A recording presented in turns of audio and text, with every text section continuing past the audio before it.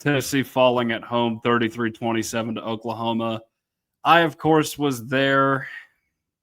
It was just disappointing for so many different reasons. You had all the stars out. Peyton Manning was there. Tony Vitello had flown back from San Francisco to come see the game. Johnny Knoxville was in Knoxville for the first time in who knows how long, or at least in Neyland for the first time in who knows how long.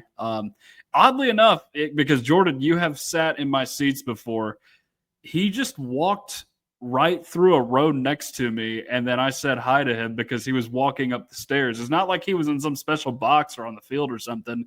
He was just walking right by. So happened to see him. He was on the field before the game, though, so he was getting the crowd hyped up. You had all the light shows, both pregame and at halftime. Jarrett Garantano made a pilgrimage to Tennessee this weekend. I saw him from a distance. You had all the stars there, and you had all the hype around this game. This was Tennessee's big chance to show out this year, show what it is capable of, both as a university and as a football program. And the game was a letdown. I have been on a 40-minute long monologue on this already on the channel. You can go check that out. It's not my best work, admittedly. But Jordan, what are your thoughts from the fallout of what happened on Saturday? Well, I mean, as you know, I wasn't able to watch the game live, and I was saying before the show that it was one of the few times that I'm thankful that I missed a Tennessee game. Right up there with the Kentucky game, I think that took place in 2010 with the wide receivers at quarterback. I didn't wake up in time for that game. Was very happy I missed that one. This one's feeling pretty similar to that. I was keeping the score a secret. I didn't have good phone connection. I decided to put my phone in airplane mode and try to watch it when I got back.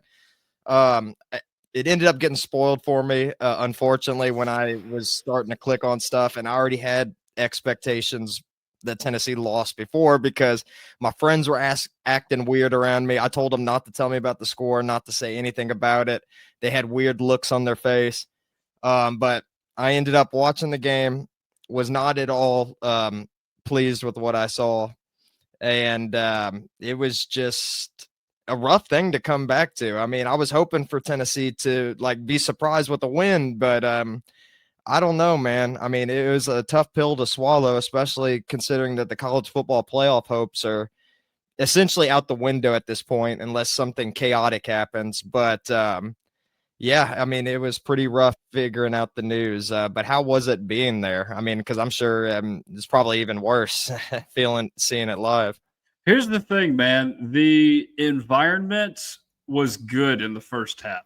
I actually do think it played a big factor in helping that defense out a little bit, having some energy.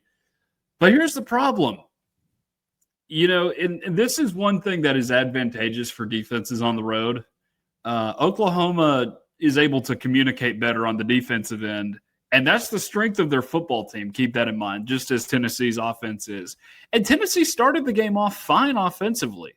But once R. Mason Thomas ran back that fumble recovery for a touchdown, you could kind of feel a momentum swing in the stadium. And when Tennessee was down at halftime, I believe it was 16-10, I just had this thought, for one, Joey had already turned the ball over 3 times. He didn't have any second half turnovers, which is good for Tennessee's sake. But I just had this feeling like this game is not being at the pace or being played at the pace that Tennessee needs it to be played at in order to get a win. And you come out and you score a touchdown early on in the second half, but I still never felt like Tennessee was comfortable with what was happening. So not good in that regard. And then, looking at the game specifically, I just think because Tennessee, of course, scored 27 points. So it's not like it was a complete disaster for Tennessee. Just in that regard on the offensive end, still outgained Oklahoma. But overall, aside from coaching in the second half, which is something we are going to address later on in the show, don't worry about it. The line of scrimmage, particularly on the offensive side of the ball, was a disaster. You had the blown assignment from David Sanders on the scoop and score, which was less than ideal. But there were multiple plays, too, where linebackers had free running lanes at Joey. And a couple of them had sacks. And there was one play. I think Joey got the ball out in time, but it just didn't. It was a play that that if he doesn't get that ball out any quicker, he's going to get hit and he's going to go down for a sack. So that, and then also Tennessee, just 63 total yards on the ground is brutal as well. You're not going to see any of this in a highlight reel because why would anybody want to go back and watch 1 to 2 yard runs on a highlight reel? But the thing is, Tennessee would get in 1st and 10 and they'd hand the ball off and it would look predictable. This was probably after the first quarter when this started happening because Tennessee came out throwing the football. But Tennessee was just handing it off and not getting much on any play. I didn't feel like so. Just really second quarter onward, and Oklahoma did a good job of limiting that. And Oklahoma had a nice game on the ground. I think that had more to do with the dam breaking a little bit in the second half on defense. Defensively, and here's the thing: we've been hard on Tim Banks in that defense all year. I actually thought they did a great job until the second half rolled around. They just didn't. Because I think what this team is used to is Tennessee scoring, however many points a game and then just needing to do enough on the defensive end. The game didn't work like that this time around. Tennessee gives up 2 second-half touchdowns to Oklahoma and just, can't find a way to stay in the game. So, the normal sins, that and then ended the penalties as well. Only 3 for 25 yards in this game for Tennessee, which is not bad at all. Not really showing up in this game. But again, the problem is this was the kind of game Oklahoma wants to play, and it was able to play it because they won up front. Plain and simple. They won up front on the defensive line. Yeah, they won up front, and they also won in the special teams too. I mean, there was I think Oklahoma scored 1 touchdown going into halftime, but they scored 9 points off of field goals, and I think they scored 4 in the game. I think there's 2 55-yard field goals.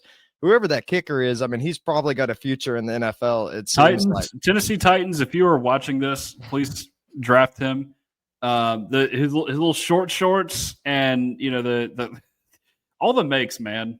The 350 plus yard field goals, 2 from 55 yards is just ridiculous. I kept thinking this dude's going to miss eventually. There's no way they keep trotting him out here and make 50 plus yarders. And he kept just drilling them right in our faces. It was unfortunate. Yeah, it was very unfortunate. I mean, and if you subtract all those field goals, you take 12 points off the board, Tennessee wins the game. I mean, so that dude, I mean, unsung hero there for Oklahoma there. But I mean, Tennessee, I mean, from what I've seen, because I've only watched the condensed version, I wasn't able to watch the full game. But I mean, it seemed like John Mateer was just running rampant at times. Like the play would break down while he was in the pocket, and then he would scramble out and get yards. And I think, 80 yards on the dot rushing. I mean, you can't let a quarterback just run rampant like that. And I don't know, man. Like, I mean, running quarterbacks have seemed to be Tennessee's a big issue for Tennessee in the past, and it seems like it was once again. I mean, but I'm curious to know, like, what was the situation? I mean, since I watched everything clipped down and didn't get to see the full game in the whole, like, tell me a little bit more about the running game, because it seemed like Tennessee abandoned it. Tennessee did not abandon the run game. They did not. They kept going to it. Jordan, and we're going to get into this later, but there was a series where Oklahoma ran the ball down to somewhere in the red zone. I forget where exactly. They fumble the football. Tennessee recovers. They come out and run 3 straight run plays, one of which is a design quarterback run on like a 3rd and 2. And Oklahoma was ready for it because they were only up 17-16 at that point. And like, and this is in the middle of the 3rd quarter too, by the way. This is not late in the game and you're trying to protect the lead. Like, I get that to a certain extent late in the game, but not right there when you need more points. So they did not at all abandon the run game. Oklahoma was just that good at snuffing it out. And then on the Oklahoma side, too, you mentioned the 80 yards from John Mateer. There were several instances where guys would get in the backfield and suddenly there's all this open space in front of John Mateer and he would take off and run with it. Like they converted a 3rd and 15 or 3rd and 16 because there was just nobody within 16 yards of him because everybody had gone deep in coverage. So overall, that's what happened in the second half. Again, I keep saying it, but the dam was going to break if you didn't score touchdowns with this defense eventually. So unfortunate for them, but again, I don't pin much of the criticism on the defense this time around. Yeah, no, I mean, it definitely seemed like the offense was a big issue. I mean, as you mentioned earlier, I mean, Aguilar had 3 turnovers all in the first half. And, like that led to what? I think all of their points except for three in the first half. I mean, because he threw that interception, led to a field goal, came back next drive, threw another interception, led to a field goal. And then you got to kick the ball right back to Oklahoma coming after the half. I mean, that's not a recipe for winning whatsoever. I mean, No. I was a little disappointed. I mean, because you look at the stat sheet and Joey Aguilar had almost 400 yards passing. He ended with 393. But I mean, I think we defended him a lot this year for his interceptions because a lot of them weren't his faults. But it seemed like all of these turnovers are his fault. Yeah, it seemed from what I saw. Yeah, and I think this you have to credit Oklahoma for this because it's psychological warfare. We'll just call it what it is. You had the strip sack early on in the game, and they just got Tennessee out of a rhythm so much on offense to where I think Joey kind of felt out of a rhythm at points in this game, and that's what ended up happening. He's trying to force a ball to the end zone on that first interception. Safety slides over, makes a play. The second one, he just sailed it on Ethan Davis. So, both of those are very much on him in this game. And again, that's a credit to what Oklahoma did on the defensive end. I think they just did a good job of messing with Tennessee's flow in this game. But no, overall, I just think they were able to come in and assert their will, and Tennessee just wasn't able to do much with it. Even though it wasn't a blowout, it didn't feel like Tennessee had a nice hold on this game after the R. Mason Thomas scoop and score, honestly. Because that was basically a 14-point swing in the game. You're across the 50. You got a chance to score another touchdown, go up 2 touchdowns, and suddenly it's a tie game.